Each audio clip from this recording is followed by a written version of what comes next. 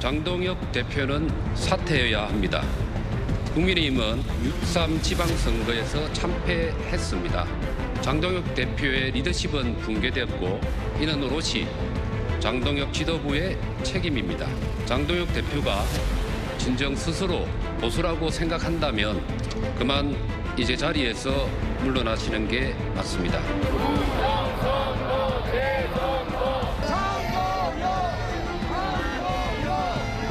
장동혁 대표가 독단적으로 결정을 해서 부정선거 음모론을 주장하는 행위는 스스로 정당 민주주의를 부정하고 훼손하는 것입니다. 대안과 미래는 정점식 원내 대표께 촉구합니다. 총의를 모을 의원총회를 신속하게 소집해 주십시오.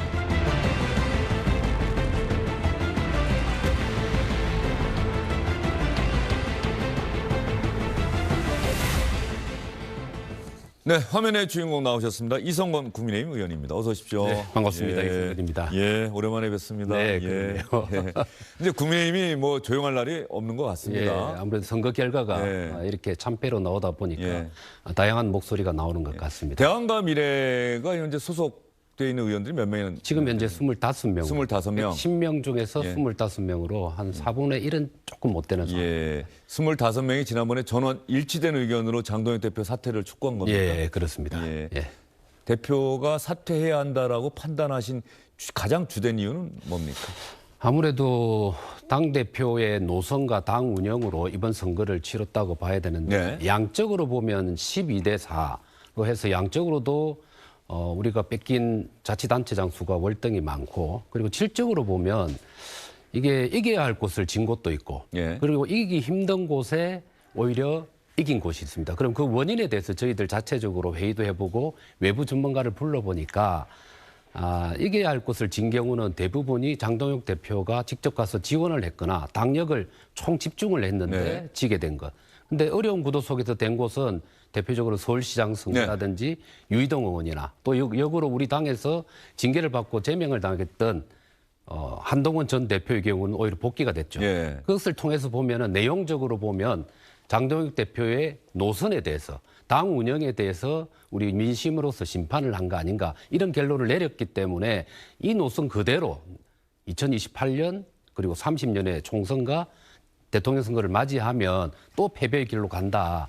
그렇기 때문에 지도부 교체 그리고 노선 전환을 통해서 새로운 출발을 하자는 의미에서 사퇴를 요청을 했던 겁니다. 근데 장동혁 대표는 버티잖아요. 그렇죠. 예. 방법이 있습니까?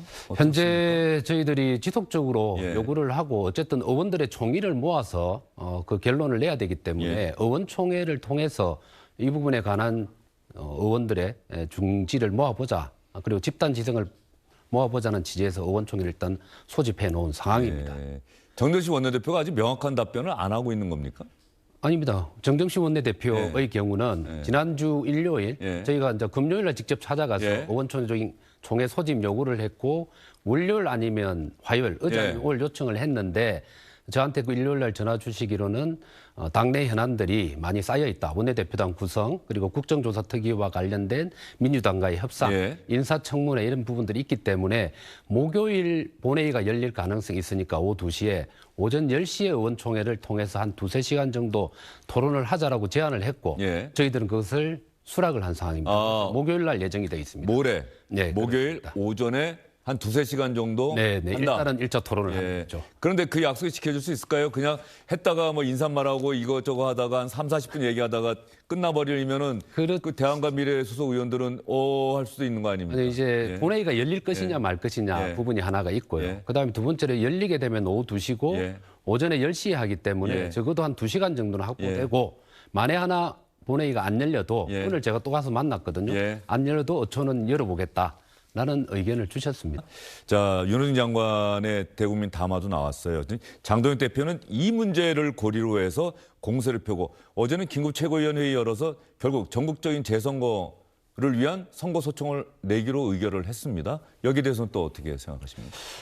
전국적인 재선거를 전제로 하는 것은 저는 바람직하지 않다고 생각합니다. 지금 국민들이 의구심을 느끼는 게 자신의 참정권이 침해되었다는 부분에 대한 분노, 그렇죠. 그리고 이것이 어떠한 원인에서 발생되었고 그와 관련된 책임자가 누구이고 해법이 무엇인지에 네. 대해서 국민들이 요구하고 있습니다. 예. 그것이 재선거라는 형태로 잠실 올림픽 경기장에서 그렇게 나타나고 있는데, 그러면 이것을 정치권과 제도권은 어떻게 하면은 광장의 목소리를 안에서 제도적으로 녹여낼 것인가에 대해서 더 관심을 가져야 되는데, 장동혁 대표의 경우는 이 사태가 왜 발생했는지 보다는 아직은 재선거를 해야 될지 말아야 될지에 대한 법률적인 결론이라든지 네. 현황에 대한 정확한 판단이 있지도 않은 상태에서 전국적인 혹은 전면적인 재선거를 주장하는 것 자체는 오히려 국민들에게 더 많은 불안을 가중시킨다. 특히 당원들과 국민들 중에서는 그 방향이 맞는지에 대한 의구심을 많이 가지고 있기 때문에 공당의 대표로서는 바람직하지 않는 방향으로 어느 의미에서는 약간의 선동을 하고 있는 거 아니냐, 그런 의심을 가질 수밖에 없습니다. 오세훈 서울시장이 오늘 공개적으로 네. 그 저희가 뭔지 다 국민들이 아는 거 아니냐 강하게 비판을 했거든요. 네. 더 눈길이 가는 대목은 이런 중대한 사안을 다루는데 오세훈 시장과 상의 안 했다는 거 아니에요. 원내 지도부가 대신 뭐 했을 것이다라고 얘기를 하는데, 이것도 대표와 서울시장이 얘기를 안 한다? 이런 중대한 사안에? 어떻습니까? 납득이 안 가죠. 예. 이해 당사자는 당선자뿐만 아니라 모든 후보자들이 이해 그렇죠. 당사자잖아요. 예. 그와 관련된 분들의 소청과 관련된 것이기 때문에 거기에 대한 소통이 이루어져야 됩니다. 예. 그리고 또 한편으로는 저희와 같은 국회의원들, 110명의 국회의원들이 있지 않습니까? 그중에 한 분이고 당을 대표하는 분입니다. 우리가 이번에 선거 소청을 하는 이유가 뭡니까? 이게 개개인, 그러니까 한 명이든 만 명이든 10만 명이든 간에 참정권이 침해되어 있기 때문에 이것에 대해서 선거 소청을 하는 거지 않습니까? 있을 수 없는 일이 발생한 거죠. 그러면 당의 대표 입장에서도 선거 소청과 관련된 중차대한 문제에 대해서 의원들하고 이런 방구의 상의도 없이 독단적으로, 그것도 긴급총회라는 형태, 저조차도 30분 전에 그게 열린다는 걸 알았습니다. 어떠한 내용에 대해서 소청을 하고 또 범위가 어느 정도이고 이것과 재선거의 관계가 무엇인지에 대해서 전혀 모르는 상태에서 과연 대표가 그렇게 할 수 있느냐. 이건 한편으로는 장동혁 대표의 권한 남용, 또 나쁘게 좀 표현을 하면 날치기와 같은 그런 행동이다. 그래서 참정권 침해에 대한 당의 대응이 우리 국회의원들 내에서도 우리 당 안에서도 이루어져야 되는데 그 행위를 모두 생략을 한 것은 잘못됐다고 생각을 하는 겁니다. 어떤 면에서 보면 국민의힘이 그 의원총회 여는 것도 참 쉽지 않은 것 같아요. 답답합니다. 예. 예, 저희들이 아까도 제가 말씀을 드린 예. 것처럼 원내대표와 의원총회를 합의한 날짜가 목요일 날 분명히 있습니다. 예. 그 안건은 정식적으로 저희가 제출을 했습니다만 예. 장동혁 대표의 거취 문제, 그리고 또 하나가 재선거와 관련된 문제를 안건으로 상정을 해놨습니다. 예. 그러면 그 안건 중에 하나를 긴급 최고위원회를 원래 그러니까요. 넣어서 하게 예. 되면 예. 우리를 기만한 거죠. 예. 긴급 최고위원회 열정도면 긴급 어총을 왜 못 냅니까? 국회의원들이 다 그 부분에 대한 관심을 가지고 있는데 이걸 생략했다는 것은 절차적 정당성과 투명성에 있어도 많은 험결을 가지고 있는 정말 아쉬운 대목이라고 할 수 있습니다. 대안과 미래의 어떤 그 소속 의원들이 좀 늘어날 가능성은 없습니까? 25명 더 이상은, 그러니까 너무 좀 여러 가지, 특히 그 부산이나 경남, 대구, 경북의 지역구를 드는 의원님들, 물론 부산이 지금 이성만 의원은 부산이 지역구긴 하시지만 좀 생각이 좀 다른 것 아닌가 하는 생각을 외부에서는 좀 하고 있는데 어떻습니까? 그 부분에 대한 의견도 예. 뭐 생각을 좀 하고 있습니다. 이게 저희들이 12월 3일 작년에 계엄 1년을 맞이해서 예. 사과문, 그리고 윤의계인과의 절연, 예. 그리고 쇄신과 혁신을 주장하면서 형성된 모임이기는 합니다만 각종 현안에 대해서 입장을 발표한 적이 많습니다만 거기에 대해서 개인별 의견이 조금씩 다른 분이 있어요. 그분들은 이름을 제외하고 같이 모임 명의로 낸 적이 있는데 현재 상태에서 보면 그래도 저희들 취지에 대해서 크게 공감하는 분들은 상당수 있긴 합니다. 그러나 아직은 모임에 추가로 회원으로 영입하는 부분에 대해서는 검토를 하지 않았는데 이번 이 사태를 계기로 해서 조금 더 의원들의 참여를 요청을 할까 하는 고민은 몇 사람이 지금 하고 있는 상황입니다. 그러니까 장동혁 대표, 지금 이게 아마 이성건 의원 고민이실 것 같아요. 장동혁 대표는 물러나지 않겠다라고 하고 있는데 보수는 건강한 모습 다시 태어나야 된다는 목소리는 분명히 존재하는데 이런 상황에서 갑자기 국민의힘 지지율은 국민의힘 특별히 뭐 한 게 없는 것 같은데 민주당보다 더 높다는 리얼미터의 정기 여론조사 결과가 나왔어요.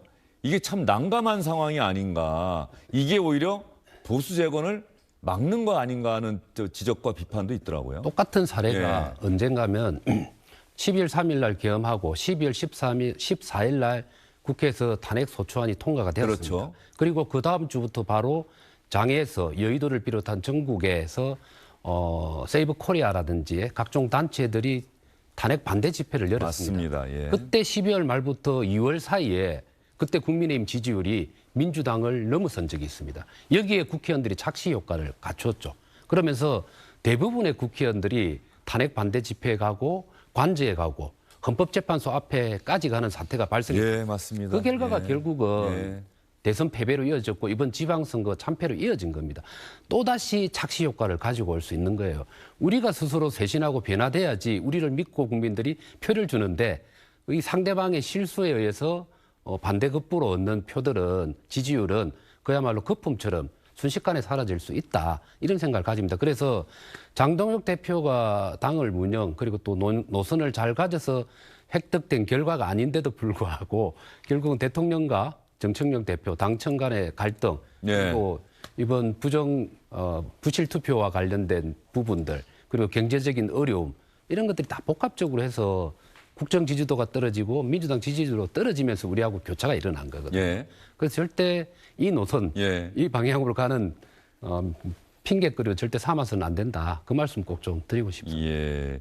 또 일각에서는 장동혁 대표의 거취 문제가 곧 한동훈 전 대표의 복당 문제와 연관이 되는데 많은 국민의힘 지지하는 당원분이나 국민의힘 의원들이 장동혁 대표로는 안 되겠다는 생각은 있는데 한동훈 전 대표도 솔직히 좀 부담스럽다. 네. 오면은 또 뭔가 분열되고 이러는 거 아닌가. 이런 상황. 그러니까 차라리 시간을 좀 보고 여론이 어떻게 반응하는지 좀 보자. 이렇게 좀 약간 지금 상황을 좀 그냥 관망하는 분위기? 이게 지금 대안과 미래 의원들이 주장하는 것에 상당한 어떤 그 걸림돌이 되고 있는 것, 장애물이 되고 있는 것 아닌가 하는 생각이 좀 들거든요. 내부 사정을 아주 잘 알고 계신 것 같습니다. 저희가 이렇게 의원들 개별 접촉을 해보잖아요.